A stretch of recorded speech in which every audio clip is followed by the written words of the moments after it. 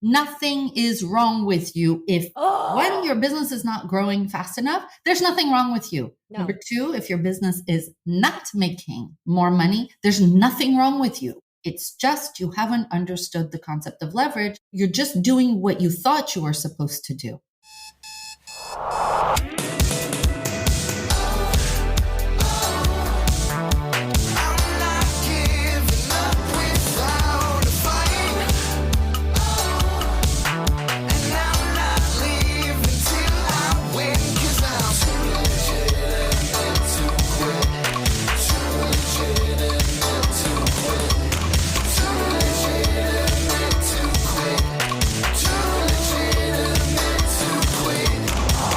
Welcome to Too Legitimate to Quit, instantly actionable small business strategies with a pop culture spin. I am your host, Annie P. Ruggles, and my guest today is the friggin' brilliant Fabienne Fredrickson. For the past 20 years, Fabienne Fredrickson has been and continues to be a powerful mentor to tens of thousands of women business owners.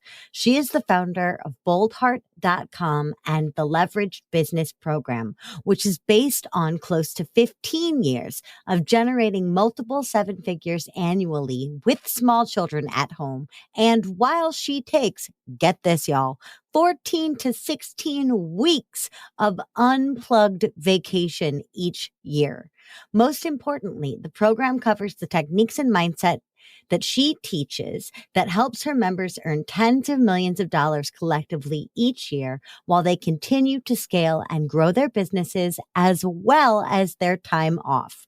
Her most recent book, The Leveraged Business, How You Can Go From Overwhelmed at Six Figures to Seven Figures and Get Your Life Back, is the new definitive roadmap on how she's done it with heart and how you can too without sacrificing your life.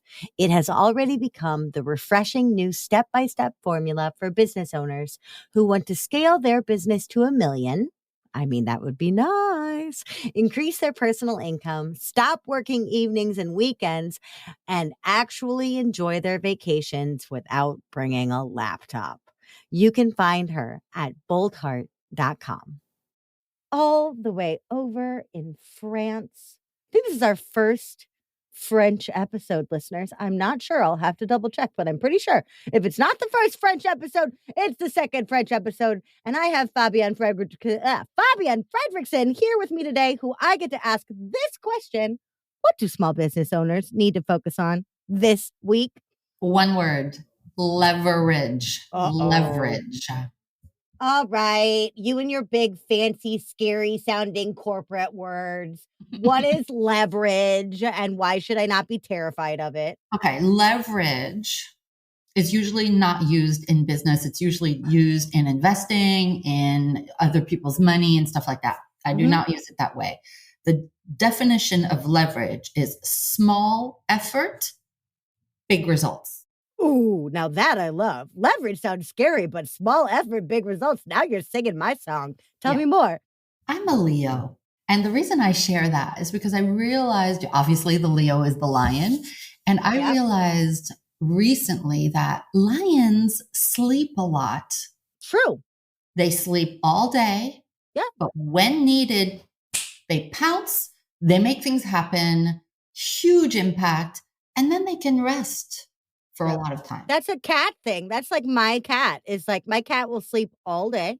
But if it's within 2 hours of food time, that's his hustle time. He is loudly screaming. He is exerting all of his effort for the day. He is making a big impact on my day until I feed him. And then he goes right back to sleep. Yeah.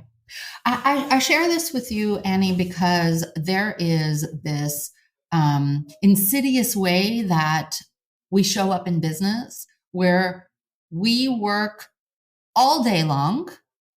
And then after we have dinner, and if we have kids, we put the kids to bed, then we go back to the computer and work until midnight. Guilty.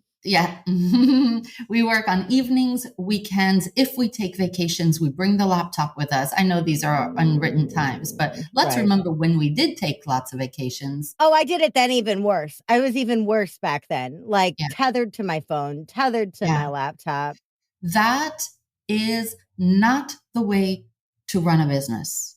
We overwork ourselves, pay ourselves too little, and are constantly thinking and talking about work. We are focused on the 80% of things that don't produce results instead of the 20% of things that we could be doing that would massively grow the business. Let me give you some context.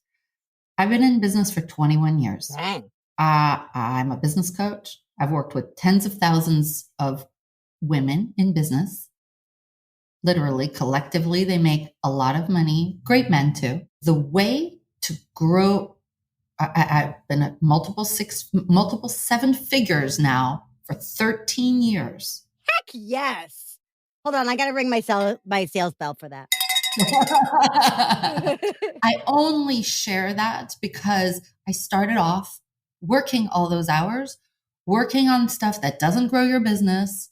And once I discovered the concept of leverage, working on the 20% that provides 80% of the results, and then sleeping the rest of the time, then going on 14 to 16 weeks of unplugged vacations, that is when everything changed. Oh man, unplugged. Unplugged. You don't need to, you do not. If you want to, you can talk to your team for 2 or 3 hours per week. You can work, even when you're not on vacation, you can work 3 hours a day. This is what I do. You just nailed the dream. For those of us who are in it, like, especially for people that are already making 6 figs or 7, or, you know, maybe they're like me, where they're like, I have a 5 month, and then I have a 6 month, and then I go back to a couple of 5 months, and then I go back to a 6 month, which is totally fine. But if you dangle that idea of unplugged vacations to me, that is like the beacon. That's the lighthouse, because I don't think I understood when I was a new business owner how hard it would be to disconnect unless you have systems and preparation for disconnection, which of course, when I was in early business, I did not have. And so I was the one like going down a water slide, checking the phone, being like, hold on, I got to get into a Zoom call. And it's like, you're in Mexico, dude. Be in Mexico. Let me explain to you why. Okay. Please. So I want you to think about your friends that are employed for a company. Let's say they work for corporate. Okay. Yeah. Let's say they work 9 to 6. They clock in at 9. They deliver the work, right? I have these stickies on my desk. Oh my God, you and me both. Delivery, right? I deliver the work. I take my lunch break. And then at 6 p.m., I clock out. Done. Oh my God, you're my hero. Okay. Then you look at us. We still deliver the work to our clients. Yeah. And then we got to do the marketing. And then we got to do the sales. And then we have to hire and fire. And we have to manage and delegate. We have to deal with the finances, the payroll, if we have people. We have to manage the projects and hold team accountable, even if we have like one virtual assistant. Yep. Where does that time live? That lives outside of the 9 to 6. Yeah. So the reason I'm sharing this with you is because this is also leads to leverage. If we understand that most people are delivering all day and we're delivering all day and we have like another 2 or 3 full-time jobs. So we start with self-love around this. We start with compassion and we start with nothing's wrong with me. This is the name of the game until you leverage. Okay. Until you leverage. Until Amen. You leverage. So first I want to say to every lovely human and soul that is listening to this, nothing is wrong with you. If one, your business is not growing fast enough, there's nothing wrong with you. No. Number 2, if your business is not making more money, there's nothing wrong with you. It's just you haven't understood the concept of leverage and you're going, as I did, you're just doing what you thought you were supposed to do. Yes. Which is to deliver all day. Client work is the most important work, which it is not. Marketing in the beginning, marketing and sales, which is your sweet spot, right? Marketing and sales, bringing in new clients is your number one job until you start making 8 to 10K a month consistently. You got to fill the pipeline or you're catering to nobody, right? So that's the thing is I think sometimes, and I certainly did this at the beginning, like in my first couple of years, it's like I'd get a client and I would focus every single inch of my life on that client. And I would also spend every dime that client paid me reinvested in like a second because I would go, oh, okay, well, I got one client. That means 5 more are coming. That's just how it's going to be. No, 5 more weren't coming. I was taking all my time babysitting that client and violating my own boundaries to try to keep them happy, which is actually not how you make clients happy. Mm-hmm. Spoiler. Bending over backwards and sacrificing yourself and getting burnt out and killing your adrenals will not make your clients happy. No. Apparently not. But at the same point, like that idea of, no. What I needed to do is I needed to ask myself the question, how did I bring in this one client?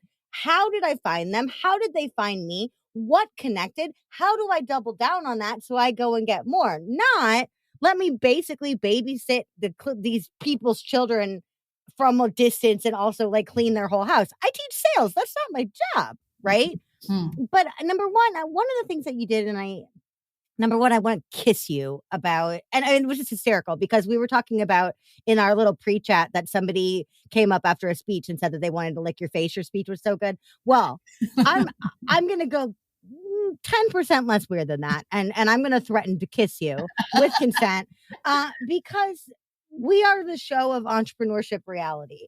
Yeah. And I love that you said, thank you so much. I love that you said, if you're not growing, if you're not profitable, if you're not stable yet, then it's not you. It's the fact that you haven't followed the right plan. You're scaling noise. You're not following the right system because there's this.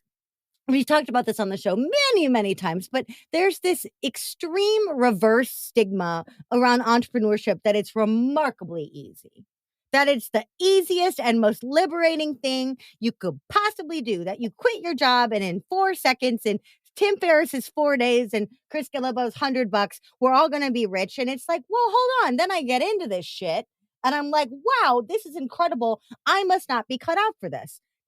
No, yeah, you're not cut out for having 4 full-time jobs, but nobody told you that. Amen. Hallelujah. Because we do wear every single hat at the beginning until you leverage. And you brought up something else that's so key in there because we think like, I have to be more of a hard ass. I have to hire and fire and do the stuff you talked about. I need to be more strategic. I need to use my willpower better and all of these other things. And that may be true to some degree, but if you don't fuel all of that with self-compassion, you're not going to get very far. No. So can you talk to me about and I know, and this is the real deal, listeners, when she says she's mentored tens of thousands of people, she means tens of thousands of people. So lean in and take notes on this question, y'all. When we are in struggle, how can we infuse more self-compassion in our systems? In our systems, you mean our business systems or in our everyday systems? Both, either. Okay. So first, tell yourself that you are a genius. And here's what I mean. We're not going to walk around and say, I'm a freaking genius, but I do. As you should. But first of all, only a certain percentage of people are brave enough to leave the rat race of pushing people around and doing other people's agendas and leaving the air quote security of a full-time job to do their own thing. So not everyone else, I just want to be careful. Many people who are working for somebody else are not actually living out their life's purpose, are not doing something that feels meaningful, impactful, and satisfying. So just the fact that you opened up your own business makes you a rock star. Okay, so first, self-appreciation. Second, understand that the word entrepreneur is a French word that stems from the word entreprendre, which means to initiate. We initiate a business. We initiate working with a client. because I've worked with so many people, and I still do today, and I have them take assessments. I know that we are wired differently than the rest of the muggle world. We are literally wired differently. We are wired, if you look at all the assessment scores, to start new things. We Yep. are high idea generators. We have an idea a minute. We start it. We love it. We love the thrill. The problem is, Annie, that we are also not wired to finish things. Oh, isn't that the truth? Mm. So what we do is we get excited, we start new things, and we go in 1,000 different directions. You know, at Thanksgiving when you've got this big plate and you put so much on your plate, it's really hard to finish everything. It's Yes. the same thing here. What we must do for self-compassion is to buck the thought system that society has, that something's wrong with us when we don't finish things. I know I got humiliated and shamed at school because I didn't have good grades. I failed and left college. I don't have a college degree. I don't have a coaching certification.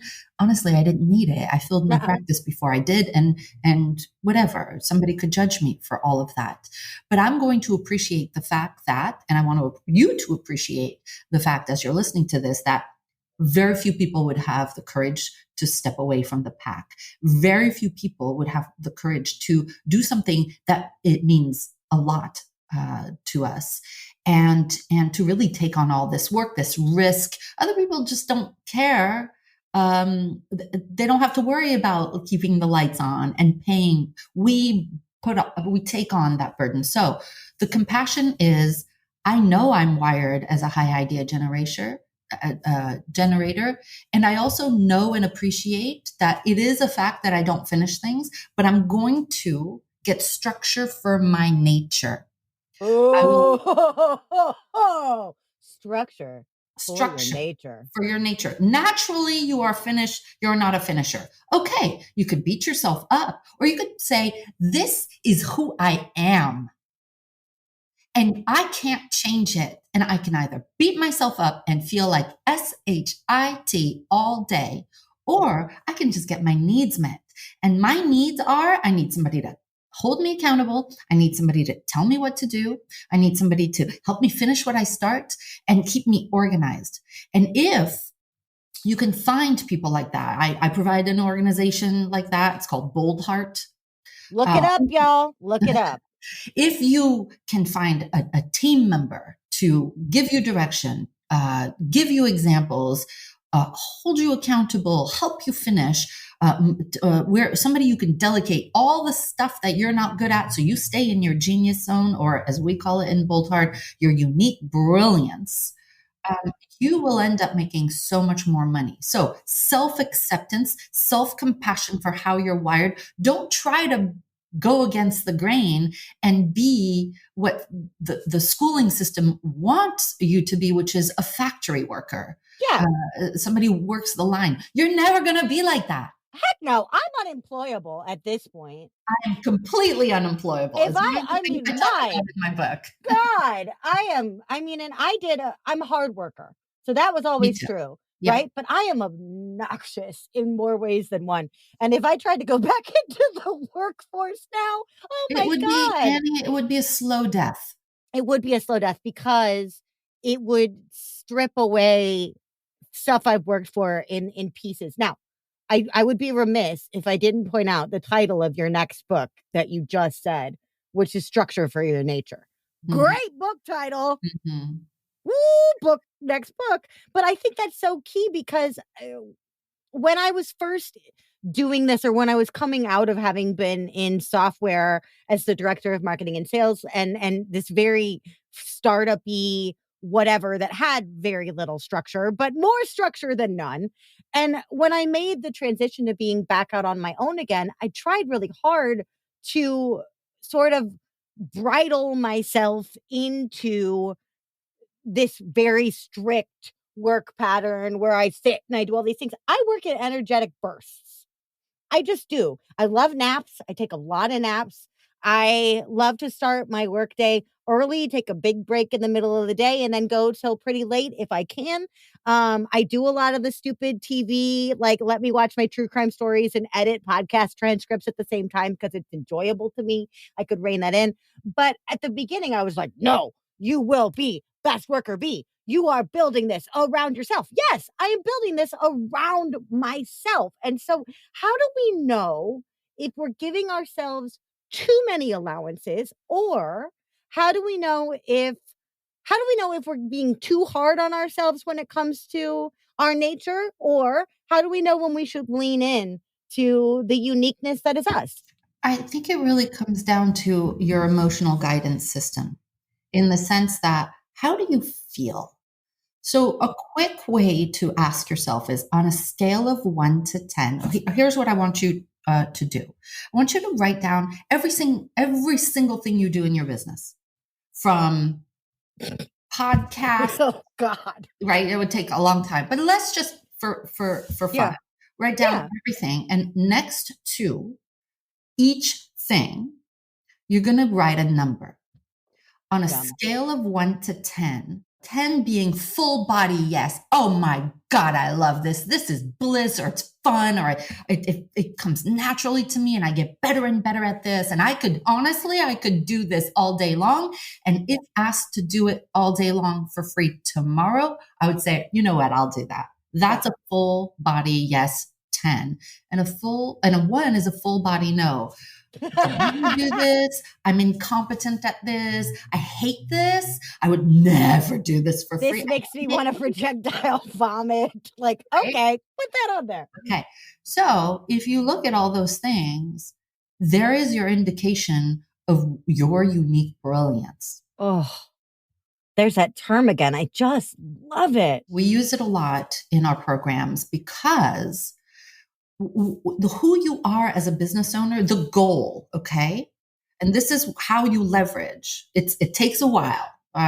With the people I work with, it takes anywhere from 2 to 5 years to do this. And don't be scared. It's just a process, right? It's just a process. It's just a if process. you know it's going to take forever, then when it does take forever, it feels better. Yeah, and I think we live in a culture of thinner thighs in 30 days, which is BS, right? We're not going to do. It's not going to happen. So understanding that it's a process, Yeah. your whole thing, Annie, and everybody who's listening, is to move you out of the stuff you're incompetent at, out of the stuff you are competent at, and out of the stuff that you're even excellent at. And over time, my goal for you is to move into your unique brilliance activities only the things that are 9 and 10. And let me tell you why. Okay. I'm a spiritual person. You don't have to be spiritual to get this concept, but you were made exactly the way you were made, for a purpose. I believe that we were all made on purpose, with a purpose, for a purpose. And there is an imprint on who we are, and it is no accident. The problem is I'm making this motion of like the onion, all the layers of the onion, that juju, that divine creature, just as you are, is being clouded over and is not shining in your business and in your life because you're doing stuff that you're competent, incompetent, and even excellent at. Once we delegate, once we create systems, once we leverage a team, leverage your time, leverage systems and processes, leverage a different business model, and we move all the stuff that doesn't make you happy, then you can take your unique brilliance, and those activities are the ones that you will make 80% of your money doing 20% of the work. And I love that you put even things that you're excellent at on that list. For example, I am amazing at Canva, y'all. Like, could I just tell the whole world if there was an international Canva competition, I would slay. Now, here's the thing. Do I have time to play around in Canva all day? No, my zone, that list, my 2 9s and 10s are podcasting and teaching my clients. And so I already promised myself this year, and I love that we're having this conversation at recording right at the beginning of 2022. It'll come out closer to early spring. But I've committed myself to doing more of just those two things, podcasting and teaching, and less of literally everything else. And what Everything. happened, and also what kind of clients I want, right? So my membership is month to month or annual. I really prefer my annual people because then I know that I have them for a whole year. It also changes my pipeline a little bit, right? It's actually a loss because I discount a lot for my whole year. But for me, I'm going, okay, hold on. These are the activities that lead to month clients. These are the activities that lead to annual clients. I want more annual clients. Things that I'm awesome at, speaking. I'm a second generation speaker. Things that are not going to get me annual clients this year, speaking. So I've stopped. I stopped all of my memberships to all of the aggregate sites where I could go talk to the, independent dermatology of the Midwest people. Not that that's not great. Love you, dermatologists. But is that going to get me annual members? No. Therefore, does that need to wait or be delegated? Absolutely. And in this case, I can't delegate keynotes.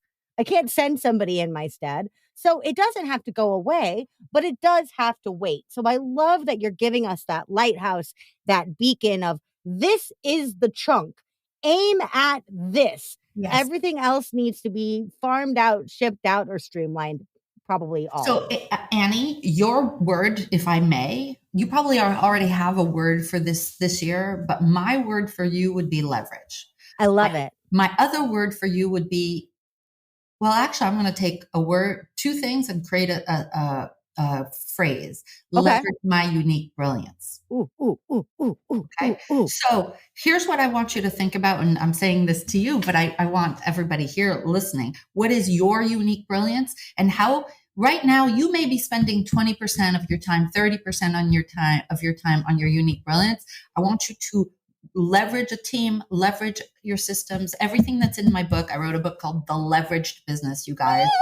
And I'll tell you how to get a free copy. I'll give you the URL a little later. But basically, it's how you can go from overwhelmed, whether at 6 figures, and then get to 7 figures with your life back, making so much more personally, working much less, is by taking the 20% you spend on your unique brilliance and growing that to 80%. Here's why. It is math. It is the compound effect. So I'm going to take you back. Listen, I'm not a math whiz, okay? But we're a fan of fake math on this show. Just spit some numbers. We'll make it work. I want you to think about 20% of your activities are getting you the most and best clients. 80% of your activities are getting you the worst and least clients. So what if we were to stop or delegate or automate or evergreen or whatever, the 80%, or just give yourself permission not to do those things anymore, and get super strategic about taking the 20% activities and bumping them up to 80%. You would make more money. You would increase your impact dramatically. You would increase your joy and bliss dramatically, and you would increase your downtime dramatically. And increasing your joy and bliss is freaking important, y'all. You're doing all of this hard work. You're exerting all of this bravery and effort. You should enjoy what you're doing. That is not an afterthought. Our lifestyle, our experience, and the nature of our days cannot be an afterthought after this thing that we call success. It can't be. If we wanted it to be, then we should have stayed in corporate where we can be a cog and work for 50 years and eventually get a nice certificate. We are building this. We have to build it around ourselves. Our happiness is not negotiable. It has to be infused. And that also for people in partnered relationships, for people with kids or extended families, especially for caregivers who are taking care of the whole world, you got to take care of you because nobody else is going to. No, especially, I have to say this, okay? I meet too many women who come up to the mic at my 3-day events and lick your face. They say they'd like to lick my face. They haven't yet. They come up to me and they're shaking up at the mic because they don't make their own money, enough of it. And let me explain what happens. Okay. When I'm just going to say women, but it's an inclusive term. And if you're a guy, if you, whatever, you everyone, but especially women, because of how our society breeds us. We are in many times in situations where the masculine is rewarded and has been for 5,000 years, right? Yep, that ain't new. Doing, right? And the feminine energy, whether you are female or not, the feminine energy of being is seen as lazy. Yeah. We are put into roles where we nurture everybody else and we get paid less than everybody else, and it has us doubt our value in the world. All of that to say, many women don't have a voice or a choice. And let me explain that further. Oh, mic drop. Oh, okay. Even if you are in an affluent marriage that is a happy one, if your spouse makes more than yours is not the final decision. Okay. Your voice doesn't matter as much because you don't make more money than, let's say, he does. Let's say you are not in a relationship, but you are in a corporate situation, or you're self-employed, but you have a toxic client. Yeah. But that client holds you hostage. Yeah. Because if they leave, you've got nothing, right? And a lot of times we have little people who are depending on us, right? So if you're not making your own money and lots of it, you don't have a choice to leave. You don't have the voice to speak up. And so we are dependent on and beholden to other people because we don't make our own money and lots of it. I'm going to say something controversial.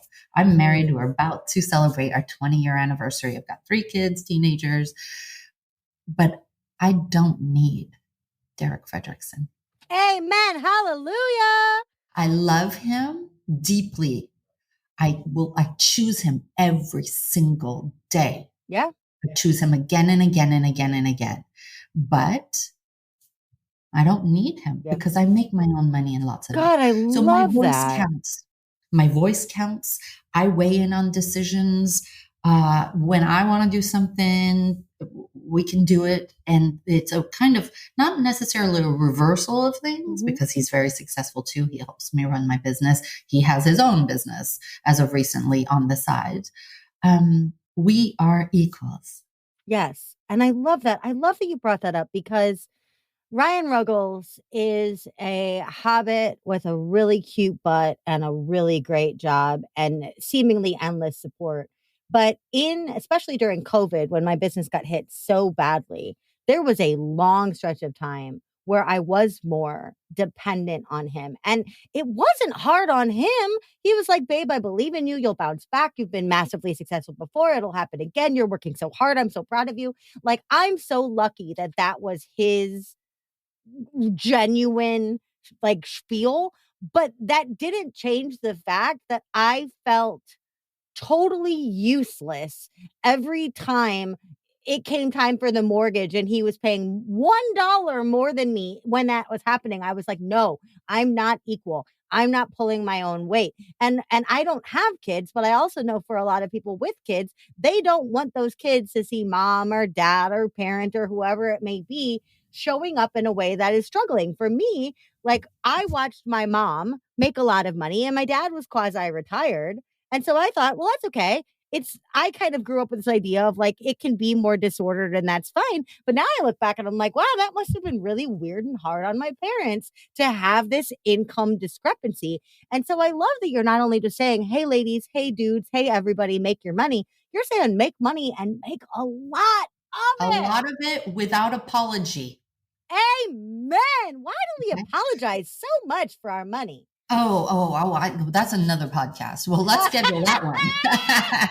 What I want to say is you could not be a better example to the people, whether they you made them, your own little people, or the people who follow you.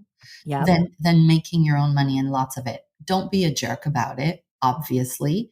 Don't rub it in people's faces, but I think my kids make their own, or one of my kids makes his own money and lots of it for 16 years old. He has his own business. Tell him to come work for me. I could use some of that hustle. And all my kids think it's perfectly normal to have 300 clients and to be making 7 figures and to take 14 weeks of vacation per year. You become an example in your life. Yep. So let's go back to leverage. When you're not yet making 8 to 10K a month, you need to leverage your unique brilliance, and you need to leverage the marketing activities that we call in the Bold Heart Business Program, MGAs, money generating activities. So for you, Annie, and everyone else here, I want you to think about who your best client is and what your best program is. And for you, the people in your year-long program are the ones that you should be focusing on.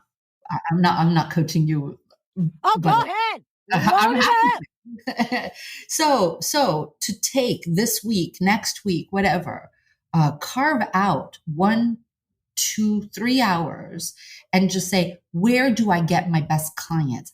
How much time am I focused on those activities per week? What if I were to take that from a 20%, let's say, to 80% at the exclusion of everything else? Everything else. Pause button on. What is actually not producing results? Leverage that marketing. Okay. The Leverage Your Marketing is chapter 5 of the Leveraged Business book. Leverage Your Time is chapter 3. And Leverage Your Time is not about time management, my dear friends. It is about leverage. It is about looking at how you use your time and the results you get from that time. Say no to people who hijack your time because it's their agenda. Give yourself your agenda of how you use your time. Do you need more clients to get to 8 to 10K a month? Then stop doing all the things that aren't doing that. Focus on your ideal clients and the activities that will bring in those clients. MGAs.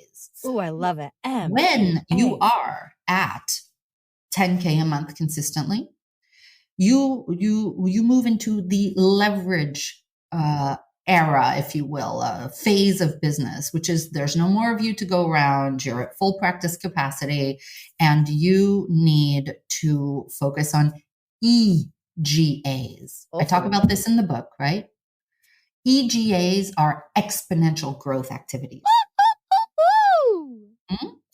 At the exclusion of even money generating activities, because there's a certain point in your business that making money is actually slowing down your business. Let me explain.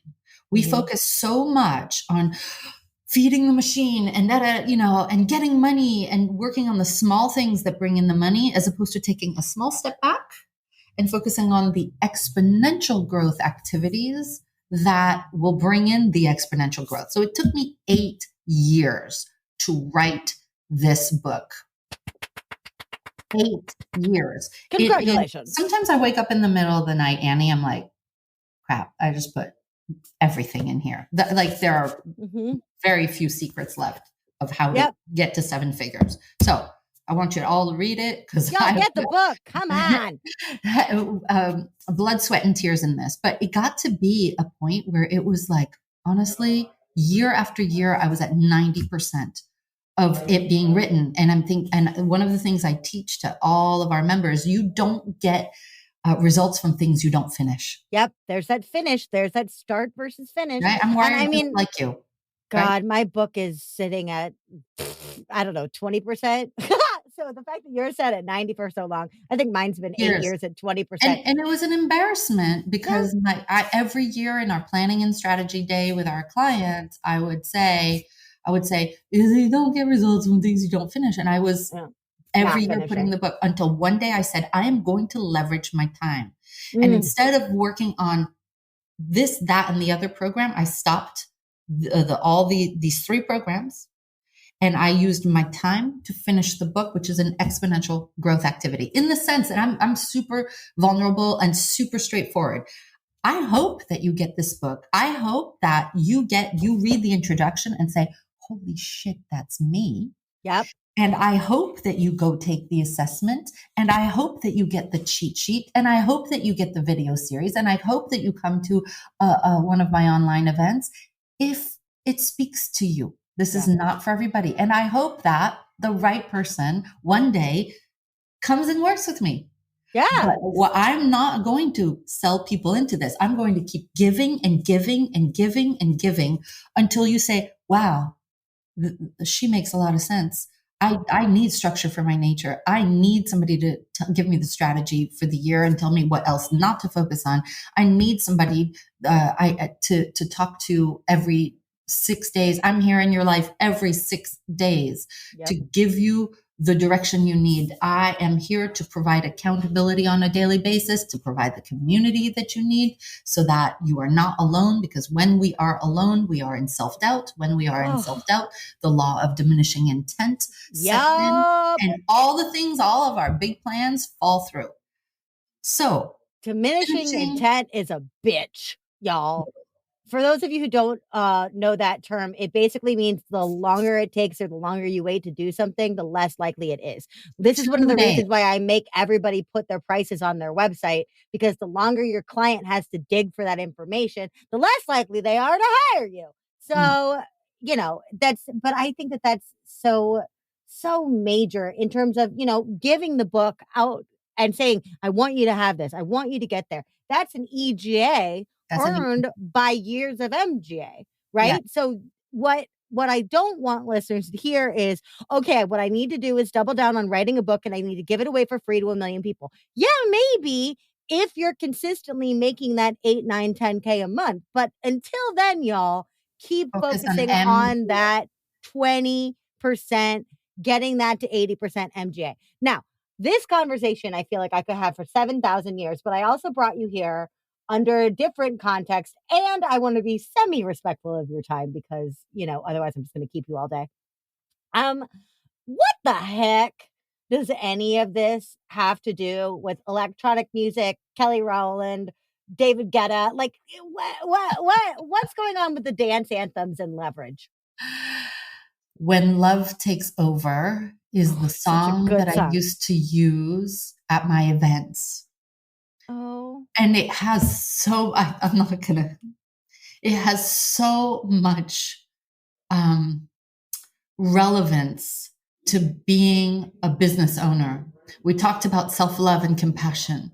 One of the ways that I teach marketing and sales is to not be a jerk, uh, to love yourself enough to show up exactly who you are. So yep. I want you to be, if you're in the MGA part, I want you to use at least 4 hours a day on marketing, but marketing that reflects you. If you're Yep. funny, be funny in your marketing. If you're spiritual, be spiritual in your marketing. If you are practical, be practical in your Yeah. marketing.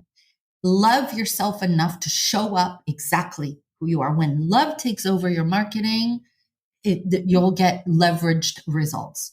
When love takes over your sales, you'll get leveraged results. When love takes over the way you manage your time and you honor yourself, you get leveraged results. When love takes over how you deal with your team, you get leveraged results. When love takes over, you grow your business. Don't be doing jerk type business growth, jerk type marketing. Nobody wants that. Be Nobody you. wants that. Be you. Embrace all the quirks. Embrace all who you really are. That was stunning. I Mm. don't think I've ever asked a question that has been so soundbite perfectly answered before. I'm kind of in awe. Just like, well, damn, okay, that is what it has to do with David Guetta and When Love Takes Over. Because you're entirely right. Like, the biggest and most bold choice that I made, and I don't even remember when I did it, but it worked out so well, is I took my bio, my written bio, and I put a bunch of me into it. And so my bio starts, for over a decade, Annie P. Ruggles has harnessed her Hulk-like disdain for hard sales. Now, not everybody that I'm on a podcast for wants to say Hulk like disdain. So they just say, like, Annie doesn't like hard sales. Fine, that's their prerogative. But most people go, I've never read a bio like this before. This is brilliant. or like this weird ass podcast. This is all me, baby. Right. But the thing that I did that I just got the biggest kick out of, and when I get a kick out of it, my clients and people do too, is what I learned, is that I took my bio and I also just made a Venn diagram. It's got 3 circles. And one of them says like founder of the non-sleazy sales method. The other one says like speaker, writer, blah, blah, blah. And then I was like, well, what am I going to put in this third chunk? And I couldn't figure it out. So I was like, well, I should just talk to me. So I put soul of a Muppet. I honestly think that and I put that on LinkedIn, soul of a Muppet, Instagram, HSP, empath, soul of a Muppet. I put that everywhere. I think claiming to be a Muppet made me more money in 2021 than anything else. Seriously. And it's ridiculous. But here's the thing. That's when love takes over. That's when me loving me and honoring my weird flaily self and not trying to sit here on a podcast and go, Fabienne, thank you so much for being here today, which is fine for people that's them, but that's not you and that's not me. In our pre-call, I said, oh my God, you are so likable. I just fell in love, right? I wrote another book just for fun called Embrace Your Magnificence. And it's about embracing who you really are and understand that you were made that way on purpose, for a purpose, with the purpose. Embrace your magnificence and you do you. God, I love this. But exponentially. So I got 2 more questions for you. Yes. First things first, I'm thinking about my dear friend Lowry Olafson, who is an amazing songwriter, and he writes these things called power songs, where he takes people's aspirations and mottos and all the things and turns them into music. But you have all of these beautiful gems like, unique brilliance and embrace your magnificence and all of these really great phrases. Structure for Your Nature, the next book. Noted. If you were going to write a David Guetta style dance anthem for the entire globe, like to the point of like the Black Eyed Peas, I Got a Feeling, which is also David Guetta. If you were going to write a anthem, which of your branded phrases would you want to be the core of that anthem? I would have to say it's Embrace Your Magnificence. Nice. Do I have time to explain briefly? Yes. I'll just say as long as you have time, I got time. I'm so triggered when a woman especially apologizes for herself. When she doesn't realize that you can be powerful and emotive, powerful, and we'll call it weird, powerful and spiritual, powerful and a boss-like. Own your worth. Own who you are. Stop apologizing. Get your needs met. Take up more space. And the way you do that unapologetically is to embrace your magnificence. Amen. And who's the soloist? Warts and all. Is. We have Embrace Your Magnificence, David Guetta featuring Fabienne Fredrickson, and who? Whose voice are you putting on this anthem? Including yours. Oh my God. I don't even know. You know whose voice I love? Q-Tip. Okay. Done. I love Q-Tip's voice. Done. Embrace Your Magnificence. David Guetta featuring Fabienne Fredrickson and Q-Tip. I'm in. Hysterical. This sounds like the best song ever. Tell us, I need more of this in my life. I got to get this book. What is the best way for our listeners to come into your world? And I know you have some really awesome magnificence around the book. Please tell us more. Yeah. So listen, if you just want to find out more about me, the place to start is boldheart.com. You can get the book there, but I especially want, whether we ever cross paths or not, I want you to go to the member success stories tab or whatever it's called. And I want you to take some time and watch the videos. I want you to take some time and read the dozens and dozens and dozens for the sole purpose of stretching your belief for yourself around what's possible. It's possible. It's possible. Possible. Because when you see other people do it, we took several, like 5 or 6 women to 1 million last year. Oh my God. How incredible. And, just, you could be standing next to them at the grocery store with their kids And you would not know that they're generating 1 million or more in their business. Just people like you and me, right? Don't put me on a pedestal in any way. I'm just a few steps ahead. So boldheart.com is a great place to start. And I would get the leveraged business, and you can get it for free. Just pay the $2.95 shipping. So, like, I think that's honoring. You can Yeah. go to the leveraged business book.com. I'll say it again. The Oh, leveraged business book.com. And that's where you can get the book. You can get the cheat sheet of the 8 activators. We didn't even get some time to dive into all 8 of them, but you can get the cheat sheet, so you can leave it on your desk. Some people laminate it, refer to it all the time. You can get the assessment that tells you which of the 8 leverage activators you should be working on first to grow your business. I'm all about giving results in advance. I want to wow you.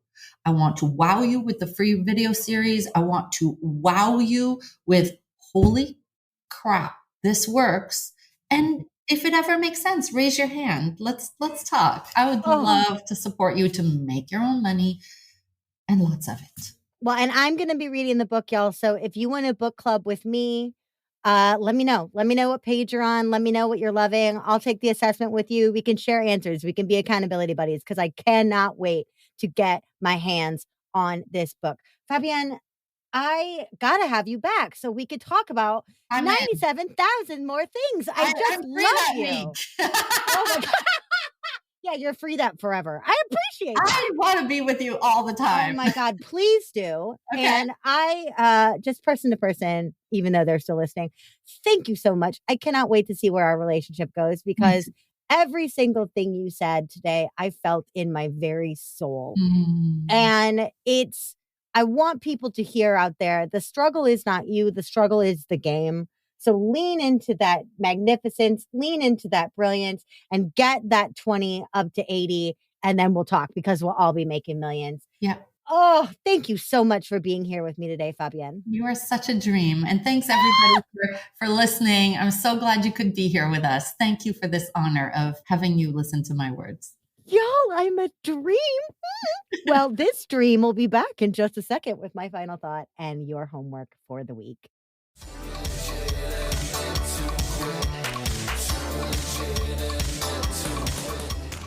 Well, hey there, listeners. Is anybody else inspired to take a machete to their to-do list now?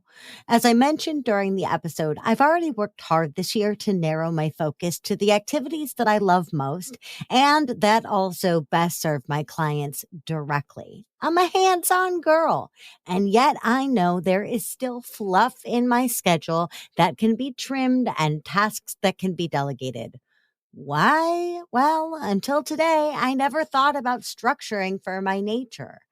I have walked this tightrope between self forgiveness and self torture, trying to find the magical recipe that will help me work like, air quotes, a normal human being, instead of honoring the fact that I'm atypical and my business is too. And don't even get me started on the pressure on being a, air quotes, good entrepreneur.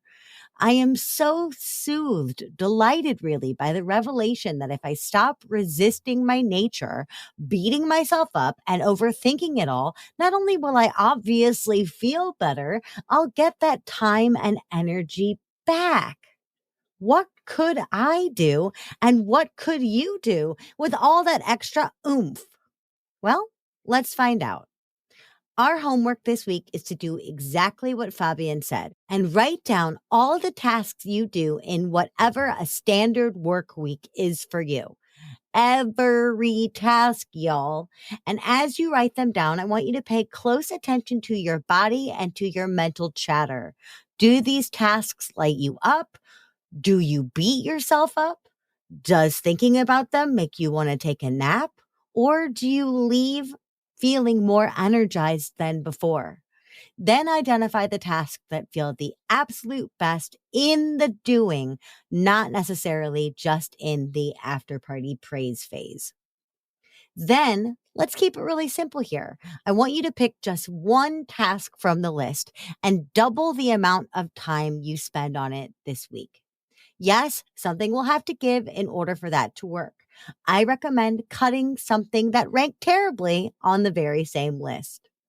How does that change the nature of your day, your work life outlook, your future? What changes for you when quite literally the love takes over?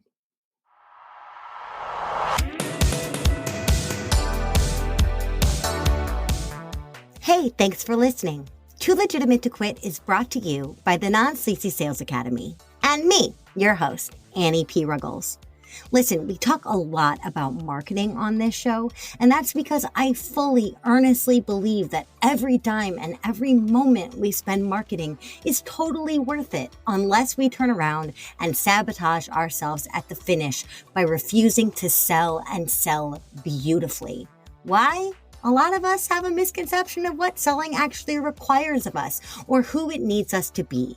Please give me the opportunity to help change your mind at www.nonsleazy.com. That's NONSLEAZY.com. Big shout out to the fabulous dudes who help make this show what it is. My producer and editor, Andrew Sims of Hypable Impact, my composer, Riley Horbastio, and my show artist, Francois Vigneault. They're all fabulous, and I'd be glad to introduce you. Until next week, just do your best, and remember, you're too legitimate to quit.